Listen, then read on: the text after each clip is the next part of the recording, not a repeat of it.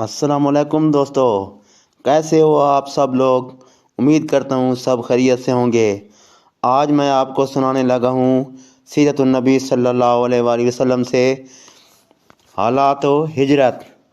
امید ہے آپ کو ویڈیو بہت پسند آئے گی، تو چلو ایک بار حضور پاک صلی اللہ علیہ وآلہ وسلم پر درود پاک پڑھ لیتے ہیں۔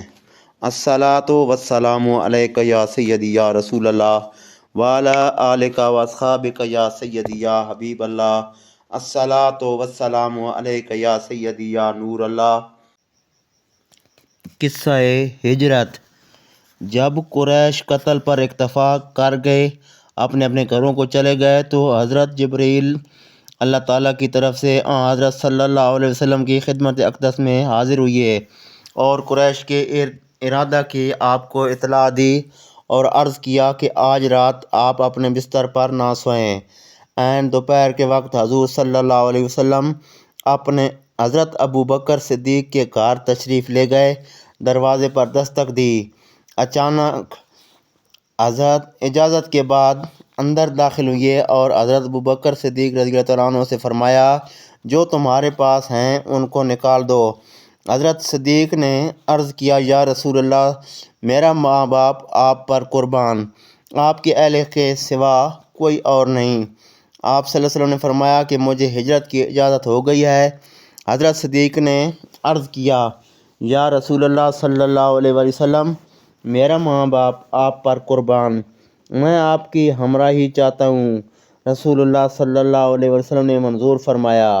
حضرت صدیق نے پھر عرض کیا، یا رسول اللہ صلی اللہ علیہ وسلم، میرا ماں باپ آپ پر قربان، آپ ان دو اونٹنیوں میں سے ایک پسند فرما لیں۔ رسول اللہ صلی اللہ علیہ وسلم نے فرمایا، میں قیمت دوں گا۔ چنانچہ ایسا ہی ہوا۔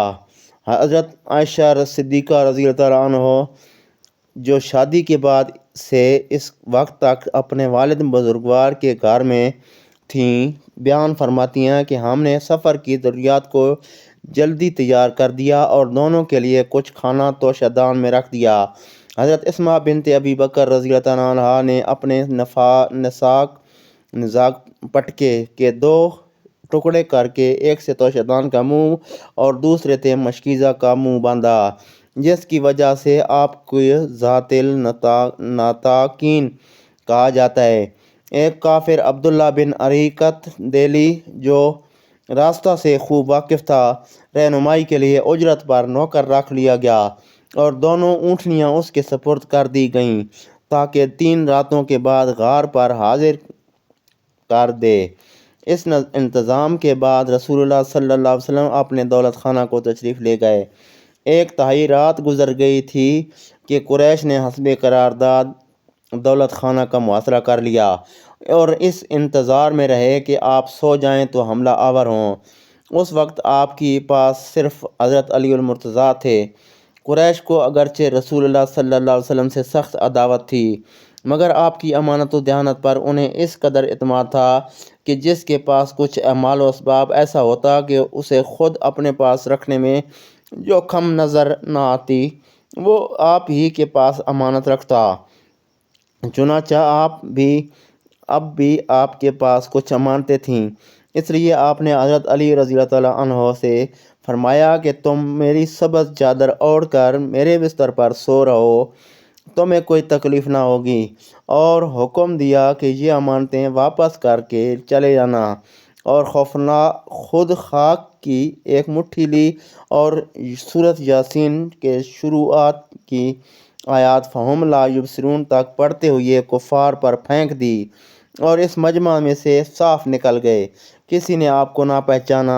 ایک مخبر نے، جو اس مجمع میں نہ تھا، اس کو خبر دی کہ محمد صلی اللہ علیہ وسلم تو یہاں سے نکل گئے اور تمہارے سروں پر خاک ڈال گئے ہیں۔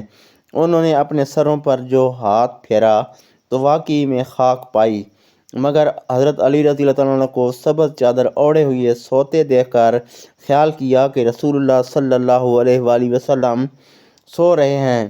جب صبح کو حضرت علی بیدار ہوئے تو وہ کہنے لگے کہ اس مخبر نے سچ کہا تھا۔ حضرت صلی اللہ علیہ وسلم نے اپنے دولت خانہ سے نکل کر حضرت ابو بکر صدیق رضی اللہ تعالیٰ عنہ کے گھر تشریف لے گئے۔ راستے میں بازار حضورہ میں، جو بعد میں مسجد حرام میں شامل کر لیا گیا، ٹھہر کر یوں خطاب فرمایا: بتہائے مکہ، تو پاکیزہ شہر ہے اور میرے نزدیک کیسا عزیز ہے۔ اگر میری قوم مجھے تم سے نہ نکالتی تو میں تیرے سوا کسی اور جگہ سکونت پذیر نہ ہوتا۔ اسی رات آپ حضرت ابو بکر صدیق کو ساتھ لے کر گھر کی عقب میں ایک دریچہ سے نکلے اور کوہ ثور کے غار میں پہنچے۔ رسول اللہ صلی اللہ علیہ وسلم نے چاہا کہ غار میں داخل ہوں، مگر صدیق اکبر نے عرض کیا کہ آپ داخل نہ ہوں جب تک کہ میں آپ پہلے داخل نہ ہو لوں، تاکہ اگر اس میں کوئی سانپ بچھو وغیرہ ہو تو وہ مجھ کو کاٹے، آپ کو نہ کاٹے۔ اس لیے حضرت صدیق اکبر رضی اللہ عنہ پہلے داخل ہوئے، غار میں جھاڑو دی، اس کے ایک طرف میں کچھ سوراخ پائے، اپنا شلوار پھاڑ کر اس کو بند کر دیا، مگر 2 سوراخ باقی رہ گئے، ان میں اپنے دونوں پاؤں ڈال دیے۔ پھر عرض کیا: اب تشریف لائیے۔ آپ داخل ہوئے اور سر مبارک حضرت صدیق اکبر کی گود میں رکھ کر سو گئے۔ ایک سوراخ سے کسی چیز نے حضرت صدیق کو کاٹا، مگر وہ اپنی جگہ سے نہ ہلے کہ مبادا رسول اللہ صلی اللہ علیہ وسلم جاگ اٹھیں گے۔ حضرت صدیق اکبر صلی اللہ علیہ وسلم کی آنکھوں میں جو آنسو آپ کے چہرے پر مبارک پر گرے تو فرمایا: ابو بکر، تجھے کیا ہوا؟ عرض کی: میرے ماں باپ آپ پر فدا، مجھے کسی چیز نے کاٹ کھایا۔ آپ نے زخم پر اپنا لعابدین لگا دیا، فوراً سب درد جاتا رہا۔ اس غار میں 3 راتیں رہے۔ حضرت ابو بکر صدیق رضی اللہ عنہ کے بیٹے عبداللہ جو نوخیز جوان تھے، رات کو غار میں ساتھ سوتے، صبح منہ اندھیرے شہر چلے جاتے، اور قریش جو مشورہ کرتے یا کہتے شام کو غار میں آ کر اس کی اطلاع دیتے۔ حضرت ابو بکر صدیق رضی اللہ عنہ کا غلام عامر بن فہیرہ دن کو بکریاں چراتا اور رات کو 2 بکریاں غار پر لے جاتا۔ ان کا دودھ حضور اقدس صلی اللہ علیہ وسلم اور صدیق اکبر کے کام آتا۔ عامر منہ اندھیرے بکریوں کو عبداللہ کی نقش پا پر ہانک لے جاتا تاکہ نقش مٹ جائے۔ انشاءاللہ اگلی ویڈیو میں اسی کا دوسرا پارٹ بیان کیا جائے گا۔ اس ویڈیو تک اجازت دیجیے۔ اللہ حافظ۔